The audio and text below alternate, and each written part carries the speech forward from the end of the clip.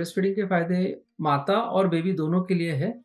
Baby के लिए अगर हम सोचें तो बेबी के लिए ये कंप्लीट न्यूट्रिशन, पूरी तरह का डाइट बेबी के लिए है। And not only food but पानी भी ब्रेस्ट मिल्क ही है, क्योंकि हमें जो पानी की जरूरत रहती है वो भी ब्रेस्ट मिल्क से कंप्लीट हो जाती है। तो पहले 6 महीने में बच्चे के लिए only breast feeding is the food which is required, no additional water also is required. तो ये सबसे इंपॉर्टेंट बात जानना जरूरी है। इवन समर मंथ्स रहे तो भी बेबी को ओनली मदर का मिल्क सफिशिएंट रहता है। नंबर 2, ये बेबीज को brain development promoting factors provide करता है। अगर आप ब्रेस्ट मिल्क में देखो तो उसमें डीएचए रहता है, न्यूक्लियोटाइड्स रहते हैं, मिनरल्स रहते हैं, जिसकी वजह से बेबी की ब्रेन की डेवलपमेंट अच्छे से होती है। स्टडीज में ऐसे दिखाया गया है कि जो बेबी एक्सक्लूसिव ब्रेस्ट फीडिंग पे है वो बेबीज के आईक्यू स्कोर्स जो बेबी अल्टरनेटिव फार्मूला फीड के ऊपर है उससे बेहतर रहते हैं। फार्मूला फीड का बेबी चबी रहता है, ज्यादा वजनदार रहता है, लेकिन ब्रेन की डेवलपमेंट थोड़ा पीछे रह जाती है। तो ये जानना थोड़ा जरूरी है। इसलिए ब्रेस्ट फीडिंग बेबी के लिए जरूरी है ब्रेन की डेवलपमेंट के लिए। अगर हम बेबी के पूरे ब्रेन की डेवलपमेंट की बात करें तो 90% डेवलपमेंट जो बेबी के ब्रेन की रहती है पूरे लाइफ टाइम की बात करें तो 90% ब्रेन की डेवलपमेंट जो रहती है पहले 2 साल में होती है। और फर्स्ट 1000 डेज का जो कंसेप्ट है प्रेगनेंसी चालू होने से 9 मंथ्स प्रेगनेंसी के और उसके आगे 2 साल बच्चे के, तो ये 1000 डेज जो रहते हैं बेबी के ब्रेन के डेवलपमेंट के लिए बहुत ही जरूरत रहते हैं। और उसमें ब्रेस्ट मिल्क का बहुत ही इंपॉर्टेंट कंट्रीब्यूशन रहता है बेबी की ब्रेन के अच्छे डेवलपमेंट होने के लिए। तीसरी बात ब्रेस्ट मिल्क का जो अगर हम सोचे बेबी के लिए फायदा जो है, बेबी की इन्फेक्शंस होने का प्रमाण बहुत कम हो जाता है, क्योंकि ब्रेस्ट मिल्क में बहुत सारे पेशियां रहती है और इम्यूनोग्लोबुलिन्स रहते हैं, जिसकी वजह से बेबी के रेस्पिरेटरी ट्रैक इन्फेक्शंस, इंटेस्टाइन के इन्फेक्शंस होने के चांसेस बहुत कम हो जाते हैं। स्टडीज में ऐसे दिखाया गया है कि 20-25 टाइम्स कम रिस्क रहती है बच्चे को अगर आप ओनली ब्रेस्ट फीडिंग करो। चौथी बात ऐसी है कि जो बेबी एक्सक्लूसिव ब्रेस्ट फीडिंग पे है ऐसे बच्चे को एलर्जी होने का चांस बहुत कम रहता है, क्योंकि ब्रेस्ट मिल्क में बाकी फॉरेन प्रोटीन्स नहीं रहते। अगर आप गाय का दूध देते हो तो उसमें फॉरेन प्रोटीन्स रहते हैं और बेबी के शरीर जो इंटेस्टाइन इमेच्योर रहता है, और ऐसे इमेच्योर इंटेस्टाइन को अगर फॉरेन प्रोटीन जल्दी इंट्रोड्यूस हो जाते हैं तो ऐसे बच्चों को एलर्जी, एक्जिमा, अस्थमा, एलर्जी वाली सब बीमारियां होने के चांसेस थोड़े ज्यादा रहते हैं। आगे अगर आप देखो तो ऐसे बच्चे आगे जाके ओबीज नहीं होते हैं, जो बच्चों को एक्सक्लूसिव ब्रेस्ट फीडिंग मिला है। और ये जिनको एक्सक्लूसिव ब्रेस्ट फीडिंग मिला है उनका obesity and insulin resistant diabetes, hyper cholesterol उसके चांसेस भी कम होते हैं। अगर हम माता की बात करें तो माता को डिलीवरी के बाद इमीडिएटली ब्रेस्ट फीडिंग चालू कर देना चाहिए। With in half an hour अगर आप ब्रेस्ट फीडिंग चालू करते हो तो माता के लिए एक तो ऑक्सीटोसिन रिलीज हो जाता है, हार्मोन जो है, और उससे ब्लड लॉस मदर को होने के चांसेस, प्रेगनेंसी के डिलीवरी के बाद जो ब्लड लॉस रहता है वो होने के चांसेस कम हो जाते हैं। यूट्रस जल्दी कॉन्ट्रैक्ट हो जाता है। और अगले 6 महीने एक्सक्लूसिव ब्रेस्ट फीडिंग से मदर के शरीर में जो प्रेगनेंसी के दौरान जो एक्स्ट्रा फैट जमा हुआ रहता है, वेट गेन हुआ रहता है, वो रिलीज होने में मदर को बहुत हेल्प होती है। तो मदर का वेट नॉर्मलाइज होने में उससे जल्दी हेल्प होती है। तीसरी बात ऐसी है, मदर और इन्फेंट का बॉन्डिंग अच्छा हो जाता है एक्सक्लूसिव ब्रेस्ट फीडिंग से।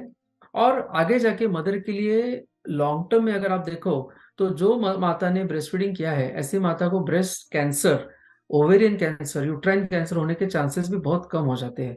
तो अब अगर ऐसा और फाइनेंशियल बेनिफिट्स मदर के लिए, फैमिली के लिए तो अलग बात है। अगर आप फार्मूला फीड देने की बात करो तो एक फार्मूला 800 रुपये से 1000 रुपये तक आता है, वो जो बच्चे के लिए 3-4 दिन चलता है। तो फैमिली के ऊपर एक्स्ट्रा 5-6 हज़ार पर मंथ का एक्स्ट्रा खर्चा आ जाता है, तो वो भी बहुत अच्छी मात्रा में ये कम आ जाता है।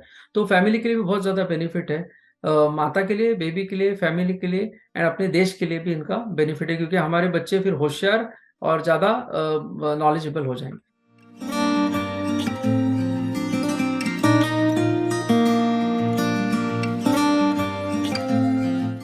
बहुत सारे फैमिलीज में ऐसा हमने देखा है कि बच्चे को ब्रेस्ट फीडिंग चालू करने के पहले उन्हें हनी, मध चटाते हैं। तो ये अच्छी प्रथा नहीं है। मध में क्लॉस्ट्रिडियम डिफिसिल के जंतु रहते हैं और वो जंतु पेट में जाके अगर बैठ गए तो वहाँ पे वो प्रोलिफरेट होते हैं और बच्चे को टॉक्सिसिटी क्लॉस्ट्रिडियम के होने के चांसेस रहते हैं। तो बच्चे के लिए जैसे मैंने कहा कि माँ का दूध कंप्लीट फूड है, तो बच्चे के लिए ब्रेस्ट फीडिंग से ही चालू करना है। और ब्रेस्ट फीडिंग के पहले प्री लैक्टियल फीड, पानी, हनी कुछ भी नहीं देना है। पहले 3 दिन में जो दूध आता है वो उसे कोलोस्ट्रम बोलते हैं। कुछ फैमिलीज में कोलोस्ट्रम बच्चे को दिया नहीं जाता है क्योंकि वो दूध गाढ़ा रहता है और वो अच्छा नहीं रहता, ऐसे गलत कंसेप्ट है। लेकिन ये फर्स्ट 3 या 4 दिन का जो दूध रहता है वो बच्चे के लिए अमृत समान है, क्योंकि ये दूध में बच्चे को इम्यून प्रोटेक्टिव प्रॉपर्टीज ज्यादा रहते हैं, जिसमें बच्चे को बीमार होने के चांसेस पहले 3-4 दिन में, अदरवाइज बच्चे जल्दी बीमार हो जाते हैं, तो वो बीमार होने के चांसेस बहुत कम हो जाते हैं। तो इसलिए कोलेस्ट्रॉम का जो बेनिफिट है, पहले 3-4 दिन का जो दूध रहता है वो बच्चे को कंपलसरी देना जरूरी है। तो वो निकाल के वो फेंकना नहीं है, वो बच्चे को कंपलसरी देना है। तीसरा एक मिसकंसेप्ट हमने देखा है कि बच्चों को फीडिंग ब्रेस्ट फीडिंग के बाद भी पानी दिया जाता है, क्योंकि कुछ लोग मानते हैं कि ब्रेस्ट फीडिंग से पानी नहीं मिलता, पर ऐसे एक गलत फहमी है। क्योंकि भगवान ने निसर्ग ने ऐसा बनाया है कि ब्रेस्ट फीडिंग में अगर प्रॉपर ब्रेस्ट फीडिंग बच्चे को जाता है तो बच्चे को एडिक्वेट मात्रा में फूड एंड वाटर मिलता है। तो बच्चे को पहले 6 महीने ओनली ब्रेस्ट फीडिंग देना है, पानी भी नहीं देना है।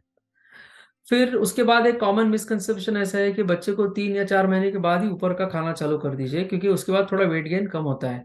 बात बराबर है कि 3 या 4 महीने के बाद बच्चे की ग्रोथ थोड़ा स्लो होती है, बट ये नेचुरल है। सब पीक प्रोफेशनल बॉडी जो है, Indian academy paediatrics, UNICEF, WHO, American academy paediatrics, सभी लोगों ने अभी ये क्लियर कर दिया है कि बच्चों को पहले 6 महीना एक्सक्लूसिव माता का ही दूध देना चाहिए, और ऊपर का खाना जो है वो 6 महीने कंप्लीट होने के बाद ही चालू कर देना चाहिए।